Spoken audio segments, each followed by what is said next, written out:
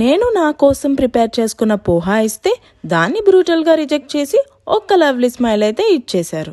ఆ పోహా రెసిపీ కావాలంటే కింద ట్యాగ్ చేస్తున్నాను చూడండి. మరేం కావాలండి అంటే ఎగ్ ఫ్రైడ్ రైస్ చేయమని అడిగారు. సరే ఎగ్ ఫ్రైడ్ రైస్ చేస్తా, బట్ బాబునైతే చూసుకోవాలని చెప్పా. ఓకే అన్నారు. ఇంకా ఎగ్ ఫ్రైడ్ రైస్ చేయడం అయితే స్టార్ట్ చేశా. ఎగ్ ఫ్రైడ్ రైస్ కోసం నేను carrots, chillies, onions, curry leaves అన్నీ ప్యాన్లోకి యాడ్ చేసుకొని అవి మంచిగా ఫ్రై అయ్యాక ఎగ్ స్మాష్ చేసుకున్నా. ఎగ్ కూడా కొంచెం ఫ్రై చేసుకొని మన కిచెన్లో ఉండే usual spices chilli powder, turmeric, salt and garam masala add చేసేసుకొని మంచిగా ఫ్రై అయ్యాక నేను ఆల్రెడీ రైస్ అయితే కుక్ చేసుకొని పెట్టుకున్నాను. ఆ రైస్ యాడ్ చేసుకున్నాను.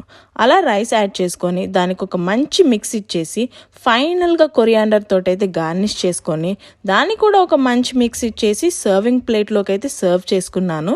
టేస్ట్, అరోమా రెండు అదిరిపోయాయి. మీకు కూడా ఎప్పుడైనా ఇలా క్విక్, ఈజీగా వంట చేయాలనిపించినప్పుడు ఇలాంటి రెసిపీ చేసుకోండి. చాలా త్వరగా అయిపోతుంది.